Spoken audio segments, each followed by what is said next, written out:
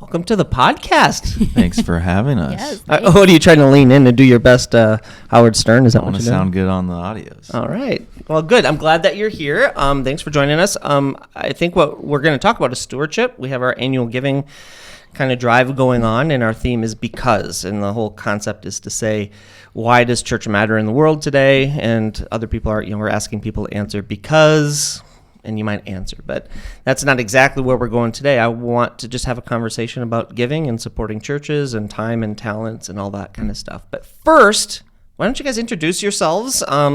Let the listeners know how long you've been at Zumbro, that kind of stuff, a little bit about yourself, what you do in the world, things like that. Who wants to start? I'll start. My name's Kael Johnson. I've been going to Zumbro for, I think, 2 years now, maybe a little more. Came back to the church after a while, and have just been getting involved more with things like confirmation, playing in the band, all that fun stuff. So that's kind of where I'm at. And stuff like this. Stuff like this. I get roped into stuff like this all the time because I can't say no. Although you wish you could, right? I really wish I could. We'll work on it. My name's Anika Hansen. I've been at Zumbro for like 2 months now, maybe. Been in Rochester like almost 4 years now. Took a while to get back into going to church, but I'm very happy to be here and to found this community. So, yeah. And you've been coming to, well, both of you. A lot of people may not even know we're 3 months in, 3 meetings into like a young adult group, which we don't really even know what it is yet. Other than we do Thanksgiving together, we do other meals together, and we did an old fashioned fest together. Right? That's fun. Yeah. Yes. That was pretty cool. That was fun. Yeah. So church and giving. You said a little bit about your backgrounds, but maybe backgrounds when it comes to church, but.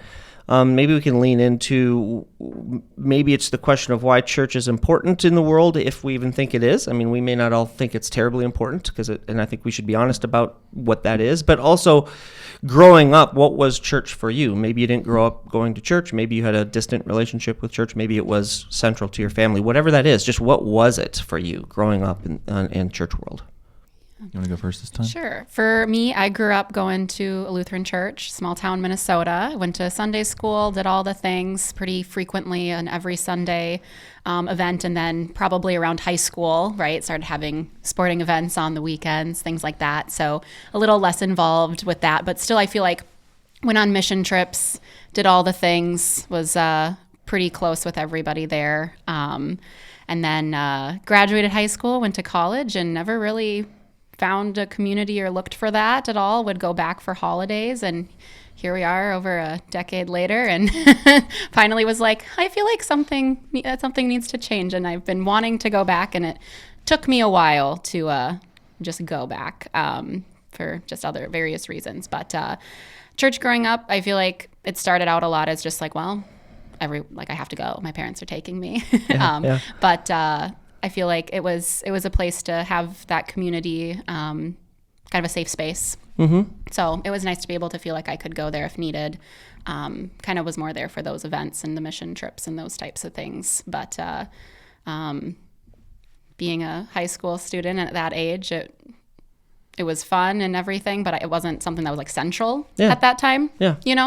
And so I feel like just as going older and becoming an adult and just different perspectives on life, different things of kind of like, oh, this actually means a lot more to me than I think I could appreciate at that age. Makes sense. And before we go on to Kael's kind of story with that is, would you say then your experience growing up, kind of the theology or even God as a concept may not have been central to that church experience, but it was the community and the friends and the activities. Is that true for you, or I don't want to overstate it? Yeah, kind of. I think I tried really hard. I questioned a lot as a kid. It was hard for me to just blindly accept a lot of the things I was told, and I'd ask a lot of questions that in that community they didn't want you asking a lot of questions. Mm-hmm. I also just struggled a lot with my own view of the world and was pretty depressed, and honestly didn't really, I believed that there was a God, I'll be very honest, but I was like, why would he love me? And like there was a lot of that, and there's a lot of that kind of inner turmoil. And so that I think shoved that part and tried to separate it a little bit from my own way of processing, Yeah. if that makes No, yeah. I think so. Yeah, and we'll talk more about that a little bit, but maybe we can go to Kael's story with that. Yeah. Sure, yeah. A lot of similarities in terms of it was very much a place at first where I just went because my parents made me. And in my mind, it was you go to church and pray and you'll go to heaven. When I was a kid, Yeah. got older, started asking questions, wasn't getting answers. It felt like I was having to agree to be something. It didn't feel like a community to me. It was like, had some friends there, some adults I respected, but I just didn't vibe with it as I grew. Yeah. And then some political stuff happened. We just left the church when I was in high school, and I just kind of was like, went into my angsty atheist phase. Like, none of this is real. Like, God's not real, all that stuff. Grew, kept growing, got through college, and then eventually came here where no one expected me to be anything or accept whatever they were selling, kind of thing. It was just a community where it didn't feel like a community before.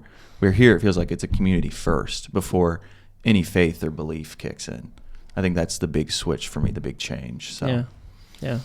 Is that, I know it's only been 2 months for you, but I mean, is there anything about that and maybe this particular community or others that you've experienced over recent years that maybe resonates, or is it more than just, I mean, you kind of said maybe, why not, it might be time for you to get involved in church now, and I know it's only been 2 months here anyway, but is there any part of that latter part of the story that resonates with you? Or Yeah, I'll be honest, it was really hard to try to get back into the church, and not that I want to bring in too many things of what's going on in the world, but I had kind of been wanting to get back since I moved back to Rochester and kind of was settling in. My dad grew up going here actually 50 plus years ago and was like, oh, you could try Zumbro. And I was kind of like, yeah. And then just kept putting it off. And then I finally was like, okay, like, why do I keep putting this off? And I think I had formed a lot of biases about certain things, and not necessarily about people part of a church community, but like, what would that mean for me? And would that change anything? And then I really had this epiphany of like, well, it's your journey and you dictate what that is and what that means to you. No one needs to put you in a box or label it. You're putting yourself in a box. Don't do that. So I ripped off the Band-Aid and I went, and it was a very emotional drive here because it was just a very, lot of emotions that were built into it, because it felt very scary, but also very freeing to allow myself to go back to this and this belief that I've kind of been telling myself, like, yeah, that God's real, but like, yeah. And I just kind of was like, no, like, this is what you believe, lean into it. And it's okay to go and to do those things. And I feel like coming here as a new person, everyone's been very welcoming, and yes, definitely a community first. There was no pressure to have to be anything, do anything. I could just come and have my time and be. Yeah. So I really appreciated that, and honestly looked forward to, like, I went on, it was that Sunday that we had the block party. That was my first Sunday, and then I was looking forward to coming that whole week. I was looking forward to coming back because I was really excited to be able to start to get back on this journey for myself. But it's just a very nice community, and I was very happy that my time coming here, like, it was a good fit, and I could just continue coming and not have to look elsewhere. So cool. I've really enjoyed it. Awesome. Yeah. Do you think your stories are similar? Is that I'm thinking about like your friend groups, just demographically, because it's no secret that most churches, tip to an older generation, that generally cater to an older generation, not exclusively. And I don't need this. This doesn't need to be a pro Zumbro kind of thing, honestly. I mean, I appreciate where we went with that part of the conversation, but again, if we're talking about why is church important in the world today, and because why, I'm curious about your friend groups, your age groups, what the general tone and tenor is about church in the world. Is it important? Are there similar journeys? Maybe you don't know. I'm just curious. Yeah, I'd say for my kind of circles, a lot of people have that kind of sentiment that Anika was talking about, where, oh yeah, I know God's real, but like, what do I get from going to church? Like, what does listening to a sermon give me? What does reading the Bible give me? And it's just like, yeah, I'm Christian, but there's not much focus on the community piece. I think that's where most of kind of my friend circles are right now, at least for my age group. Yeah. That's what I'm curious about. Yeah, I feel like kind of similar. I have a lot of friends from a lot of different places and a lot of different backgrounds. I have one of my closest friends is Mormon. One of my closest friends is Catholic. Some people that really don't believe. So I kind of have a lot of different people, I feel like, in my life that are in very different places. I think for the most part, most people believe in some capacity. Some people I know go to church very regularly or in Bible study and do those things. I'll be honest, a lot of my friendships are not rooted in that, and it's not a conversation that we always have very blatantly about. Yeah. And so I feel like it is kind of a mixed bag and everything. But yeah, it's kind of similar of like, they believe they go, they believe they don't go. They're very devout and, there are other areas, but it's definitely not something that has been the core of like a relationship, of a friendship, of people like my same age, I'd say. So what then, what would you say then is the importance of church today? And we're get to kind of how one might support a church, but I kind of also want to get to the why, because I really do think the answer for people your age is different than some of the people who are a couple generations ahead of you, if you will, right? And I don't want to get too much into the the generational differences, but I think it matters. Like I know, when I think about my own kids, closer to your age, right? Generally, when I think of my own kids, what their experience of church is, not just because I'm a pastor, it's just so drastically different. And so when I think of why I want to support a church, I can tell it's a little more. The answer is going to be, it revolves around my very individual experience, and I'm not always thinking about what it is for them and why that might be different and what I might want to build as a lead pastor at a church for the next generation. So that's why I'm asking, and maybe it's very similar to what you already said, but I'm just curious, what is in your opinion, what is the importance of church in the world today, given some of the things we've talked about? Yeah, I think one of the biggest things is that sense of community and caring. I think one thing growing up, a lot of our sermons that I can remember hearing and things like that were just pretty much just rephrased of like the gospel. Like they would just rephrase the reading and wouldn't actually get to a point of anything. They were too worried to stir the pot. That was also just kind of led by the congregation that we had. It still kind of is that way. And I think coming back to church, one of my big things was wanting to make sure that it's not just like about me and me. And I feel like that's kind of a trend a little bit in some people our age, is a lot of like, for me and how can I, be a better person and do this, but like more like for me and my benefit versus like, no, I'm going to challenge you. We got to challenge ourselves to do these things, step out of this comfort zone to pretty much share all these things and make each other better as a community, as a society, as a world.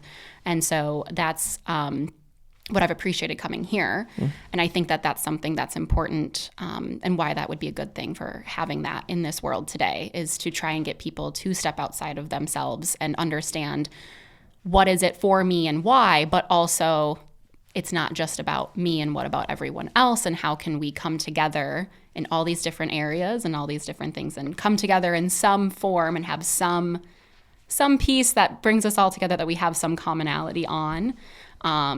I think that's a really big piece, and just by having that can be a great place to have that compassion and that kind of safe space to have those conversations and things like that. Yeah. So thanks. Yeah. I feel like that was a really good point of people coming to the church to kind of fulfill themselves. It's like you're retreating into what makes them feel good, and they don't seek the more important piece to me, which is just meeting new people, finding a community, and then expanding yourself. I think that's the big thing with me coming here. It's just doing stuff that I haven't done, exploring myself in ways, and trying to help other people in ways that I've never helped. And that's been really, really beneficial to me and hopefully other people. So. Kael, how does that carry over? And again, I haven't prompted you guys on these questions. I'm just following the conversation, right? How does that carry to, because Kael works with confirmation students, sixth graders, if I recall, the group that you're working with. Little monsters. Little monsters, right? Age. Exactly. Right? I'm curious how any of this conversation might translate or read into that particular demographic or culture, if you will? Like how much of this might resonate, whether they can articulate or not, with what you see with the sixth graders whose parents are probably forcing them to come? Mm-hmm.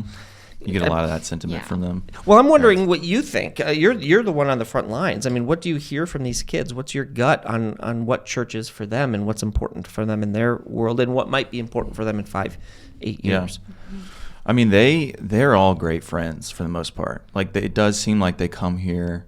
We just made blankets the other day, and they seem to love that. Like that was super fun. It was like a large play day where they all like had a goal of making blankets. Yeah. It seems like it's a place for them to go hang out with friends.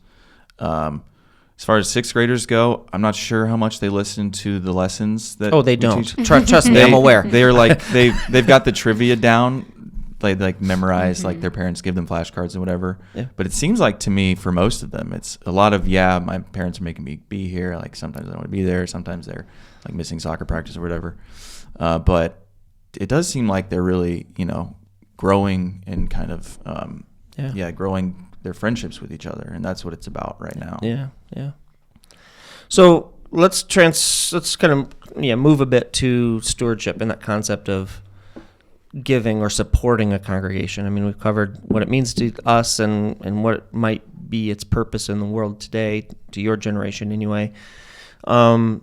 You both had a bit of experience growing up in the church. Did you and your families or your churches talk about the concept of stewardship? What do you know about stewardship? How would you define that? Like, let's just start on baseline. What is that to you, good or bad? Like, sometimes it's not always the best word in the world, right? Mm-hmm. So what has been your impression of what stewardship or annual giving means? See, this is where everyone's silent. Well, I was like, I'll go, being very honest. I mean, growing up, I was like, oh, giving money. Like that's, my parents always, were part of giving offering. Like they were at a point in their life where they could do that and still can do that. And so I think that's the first thought that comes into my mind still. But I feel like growing and being an adult now and not just a kid that's kind of like, well, I can't give anything. My parents are giving it all, is like, thinking that it's a lot more than money. It's our time, it's our efforts, it's other ways that we can come together and help each other as, providing any of that. So I think that is the first word that comes to my mind is money, but I know that it is a lot more than just that, but that's not necessarily something that gets to isn't always the forefront of most people's thoughts. And that's why we're having this podcast, right? That's right. That's why we're talking about it. So I think that's where being able to find those ways for us to come together. So having those other different volunteer events or those other ways for us to come together, people being open and feeling safe that they can speak up and ask a question or a suggestion or come up with a new idea. I think having that openness as a congregation to allow for people to feel like they can come forward and provide those suggestions or things, I feel like that's a way to give in those ways as well of like, how can we help better each other and our community? In a more abstract way, I guess. But yeah, that makes sense.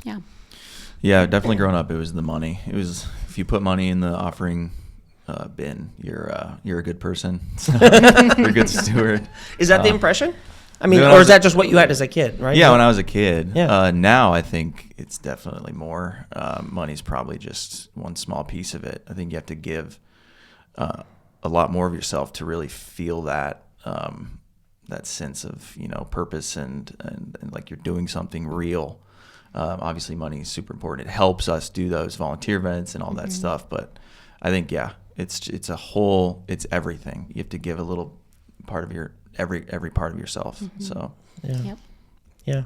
Well, it'd be would there be any, well, I guess I have a few thoughts. First of all, do you have thoughts or questions for me on the topic, but also as people listen who might not have jumped back into the church, right? Because these podcasts, obviously a congregation sees them, but they're public. And we do know that people who are not necessarily church people or people who are not here in Rochester watch and participate Zumbro Lutheran Church in wherever in the country they happen to be.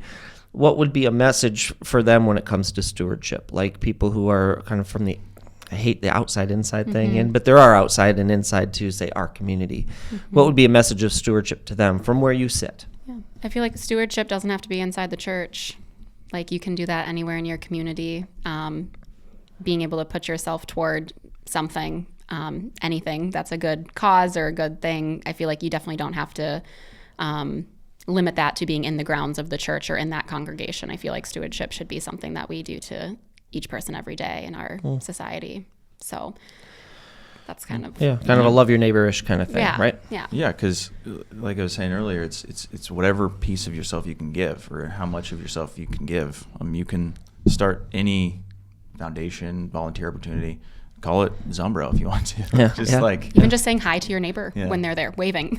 Waving, I mean, I don't know, acknowledging somebody and not just putting your hands in your pocket walking by. I think just invent new communities and do stuff through that. I mean, it's possible and it's worth doing. Yeah.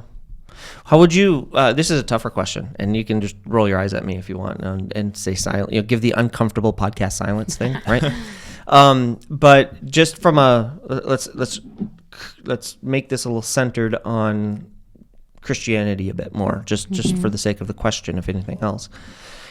From a Jesus perspective, like how do you think the lessons or messages of Jesus informs this concept of stewardship? I just want to see if there's any other thoughts around that. And because a lot of times I think, and I know I do this maybe too much, I talk about some of these things and the ideas could blend a little even outside of Christianity. So what is Christian specific about this, if anything? I'm not even saying there's an answer, but is there a Christian view or a Jesus view of what we might call stewardship that is specific and unique to this particular faith community versus a nonprofit that helps people that has nothing to do with, say, the Bible or theology? I'm just wondering if there's a line for you or not, or a thought.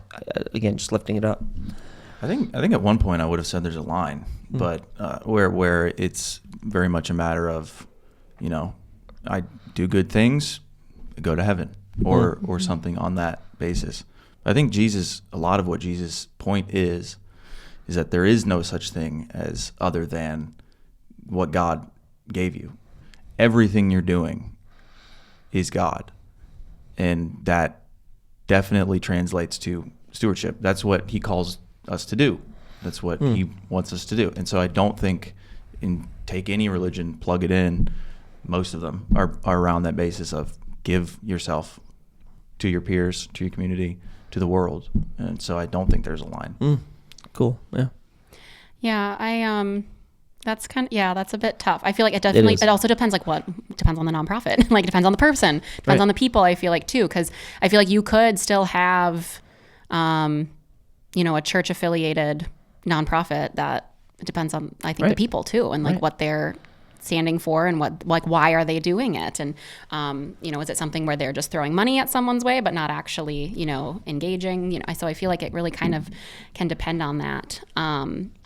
But I feel like that line is that's hard. I don't know if I can articulate that in words right now. I feel kind of similar. I think the one thing is that if it is like a Christian, it could bring in that community.